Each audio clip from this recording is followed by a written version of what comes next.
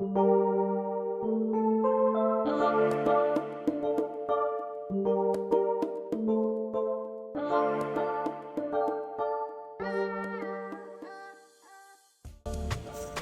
desse passo no gráfico e esse, eu gosto de chamar de manto, de painel, de véu, foi construído especialmente para a exposição por Goya Lopes, que é uma grande artista baiana. A Goya é uma das percursoras na arte têxtil, né? na moda, na roupa, e há algum tempo ela já começou a trabalhar também com artes plásticas. Veremos um outro trabalho dela aqui dentro. A impressão de um véu que está na nossa memória, né? Porque o baobá é a árvore da ancestralidade, uma árvore sagrada.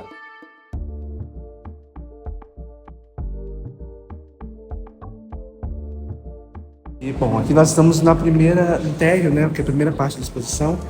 Nós temos alguns núcleos: sagrado, origens, e aquele núcleo é mais destinado às perspectivas femininas, porque pensamos essa exposição, Raízes, como um grande exercício de conectar saberes e artistas brasileiros, angolanos e cubanos, né? Olá, gente, tudo bom? Hoje estamos aqui com um convidado super importante, João Vitor Guimarães. Ele que é crítico e também curador assistente. Nós viemos conhecer um pouco de uma exposição na qual ele foi curador e eu gostaria de fazer algumas perguntas, né? Primeiramente, eu gostaria de entender o impacto da arte na sua vida, porque eu imagino que deve ter uma importância muito grande. Você poderia contar pra gente? Claro, eu acho que alguém disse que todo mundo é artista, mas só os artistas sabem disso, assim. E eu acredito muito nisso, porque acho que a arte está na nossa vida de forma total. A arte existe através da forma como nós lidamos com o mundo, como nós nos vestimos, o que nós escutamos, assistimos, onde nós gostamos de estar. Isso também tem uma sensação artística presente, né? Na minha vida em particular, a arte existe como um trabalho que eu escolhi desenvolver, mas também existe como uma forma de realizar projetos que eu acredito que devem ser realizados no mundo. Eu digo muito que a arte é uma forma que eu encontro de redistribuir visibilidade, renda, oportunidade. Então, a arte ocupa esse lugar também, do lado mais subjetivo ao lado mais material e prático da vida. E eu fico muito feliz de poder desempenhar o papel que eu desempenho, os papéis que eu desempenho, e contribuir de alguma forma para que o mundo seja um lugar muito mais interessante e gostoso de viver. Nossa, muito bonita a sua perspectiva, a sua fala. Mas, bom, uma coisa que eu gostaria de perguntar também, que é muito importante para as pessoas que estão assistindo, os jovens também que estão assistindo, que é sobre o crítico, né? O papel do crítico quanto à arte, porque é algo que é pouco comentado. Eu gostaria de entender um pouco sobre isso. Olha, eu acho que a crítica, ela é não só ler uma obra, dizer o que tem nela, como ela foi feita, se ela é boa ou ruim. Isso não é o maior principal, o principal objetivo da crítica, o principal papel de um crítico. Eu acho que a crítica, ela existe para a gente pensar o mundo como ele existe e propor o mundo como deve ser. A crítica é o lugar onde a gente pode pensar as coisas. Eu, pessoalmente, nunca trabalhei dizendo isso aqui é bom, isso aqui é ruim. Não. O que é isso? O que isso diz para o mundo? Como isso existe no mundo? De que mundo isso vem? Assim. Então, a crítica é uma forma de contar histórias também. Então, todo mundo pode fazer crítica. Todo mundo faz crítica. O que a gente precisa entender é como fazer crítica de arte e ser respeitado por isso. Isso é um outro universo. Isso tem mais a ver com a forma como o sistema de arte lida com a gente e com o que a gente produz do que com a gente em si. Tem pessoas que são geniais, mas o sistema não entende essas pessoas. Aí diz que as pessoas não são geniais, mas elas são geniais, né? Então a gente precisa entender o que é o mundo, o que é a gente. O que é a crítica que a gente faz, o que é a crítica que o mundo está preparado para ler, né? Então eu acho que nesse sentido a gente pode fazer o que a gente quiser. Eu acho muito importante essa questão que você trata sobre o estereótipo do crítico, que a gente tem uma visão a respeito da crítica, né? mas eu gostaria de entender como é que funciona o processo de analisar, de avaliar uma obra. Começa sempre com uma conversa. Eu gosto de trabalhar escutando o artista, a artista, escutando os corpos que transitaram pela obra, que viram a obra, e conversando comigo mesmo para entender o que eu sinto, o que eu leio, quais as limitações da minha leitura, quais a beleza e as especificidades da minha leitura, né? Eu não sei te dizer como é. Eu sinto que vem sempre de uma vontade de contar história, justamente. Eu olho para uma coisa e quero saber mais sobre aquilo e vou contando para mim mesmo aquela obra. Nossa. E eu vou escrevendo. Eu acho que é assim, eu nunca parei para pensar como é que é, mas eu acho que é uma boa forma de pensar esse processo. E poxa, agora você me pegou. Eu realmente nunca parei para pensar como eu tenho uma amiga, uma grande poetisa chamada Mirella Ferreira, baiana, soteropolitana, genial, ela é genial.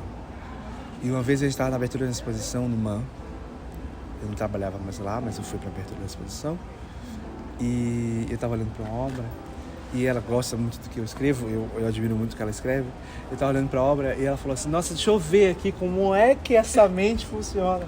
Eu falei, não vai acontecer nada, não sai fogos, né? É isso, é contar uma história. Mas uma coisa eu gostaria de entender, quando no seu processo de vida você falou, cara, eu quero ser um crítico, eu quero ver isso. Nunca.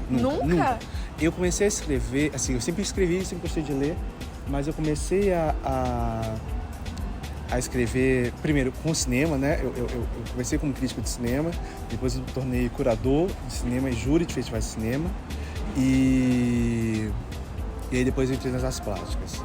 Mas eu comecei a escrever na pandemia para lembrar dos filmes que eu estava assistindo em casa. Eu fiz uma visita de crítica num festival chamado Panorama Internacional de Cinema, que acontece aqui em Salvador, no Cinema Glauber Rocha. Assim, precioso, sagrado esse festival. E aí eu entendi que, então não é tão difícil assim. E eu comecei a escrever. Mas era mais para contar a história mesmo, de como eu estava enxergando aquilo. Então foi algo muito natural, né? Muito natural. Isso é muito bom. E tem que ser natural. Nós começamos na guitarra com o Salvador Araújo, que foi quem fundou o museu, né? Então fazendo essa reverência a ele. E além de artista plástico, curador, gestor, criador de museus, ele foi um importante pensador mesmo da arte e da permanência de artistas e pessoas negras no circuito. Nós começamos com esse trabalho da Luísa Magali. A Luísa, ela pensa muito espaço, geografia, habitação, e ela traz o sal grosso como esse elemento que está entre elementos, né? O sal grosso, ele vem da terra, mas ele é adquirido através do mar, né? E ele passa pelo ar, né? Então, ele vem à tona. Então, ele tem acesso, ele sai da terra, passa da água e chega ao ar, né? Então, ela, com o sal grosso, ela cria esse ambiente que levita, esse ambiente que une todos os elementos com a cor branca. E o branco é uma cor sagrada para muitas comunidades africanas e, portanto, afro-brasileiras também, né? É a cor de Oxalá. Muito bonito, muito profundo também, né? Nós temos essa escultura de Sandro Sal da Terra, que é um artista daqui do Pelourinho, que trabalha com a madeira de forma muito peculiar. Nós veremos outras esculturas dele lá em cima. O trabalho da Anne, assim como do Bernardo, que nós veremos, é muito importante, porque de alguma forma são artistas que saem da representação tradicional e formal de orixás e também do candomblé como um todo, para uma representação, por ser mais onírica, mais leve, mais convidativa para os contemporâneos, para os jovens entenderem, se aproximarem e emergirem nessa pesquisa, nessas filosofias. O Bernardo falando, nós veremos o trabalho dele já, ele é um grande filósofo, né? E ali nós veremos que temos orixás, ao mesmo tempo que temos uma relação familiar, e é uma forma que ele encontra de educar sobre essas filosofias. precisamos abrir espaço para quem está pensando novas formas de pensar essa filosofia, de retratá-la e de existir no mundo. Né? Acho que a Anne e o Bernardo, dentro dessa perspectiva do candomblé e da pintura, né, que são artistas que pintam, tem essa relação.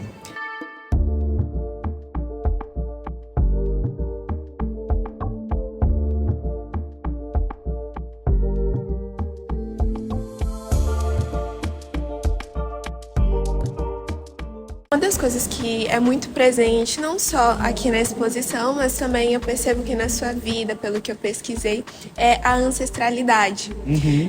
Eu gostaria de saber, na sua vida pessoal, como o senso de ancestralidade impacta na sua arte, na forma como você vê o mundo e vê a arte em geral. Eu acho que, recebi do meu avô, por exemplo, meu avô Gilberto Adeiro é uma pessoa muito íntegra, a pessoa mais íntegra que eu já conheci na minha vida. E isso, para mim, a integridade dele era um compromisso espiritual. Não religioso, mas espiritual. E o espírito também é mente. Então, é estar em paz, é morrer em paz, é viver em paz, né? Então, no meu cotidiano, eu estava conversando sobre isso com a Lana, eu tenho um compromisso ético enquanto curador, enquanto crítico, mas tendo também um compromisso espiritual de estar em paz, de dormir em paz, de acordar em paz, de viver em paz, de morrer em paz, de existir em paz no mundo. E isso, para mim, é o que mede a minha paz, o que mede a minha ética, é também a filosofia, os ensinamentos dos meus ancestrais. Minha ancestral não é só o orixá, o ancestral é isso, é meu avô, é minha mãe, é minha avó, são as minhas tias, são pessoas que me ensinaram como existir no mundo, né? E, nesse sentido, muito do que eu faço e do meu comportamento enquanto indivíduo é pautado pelo que eu aprendi com a minha ancestralidade, né? Então, eu vejo muito nisso, assim, que a ancestralidade está no lugar da gente, eu mesmo, entender como agir. Porque o mundo é muito autocentrado, muito egoísta, muito violento, e a gente precisa ter na nossa mente vozes que falem de outras coisas, que falem de dignidade, de integridade, de honestidade, de beleza, de poesia. E é esse o lugar que a ancestralidade acho que ocupa na minha cabeça.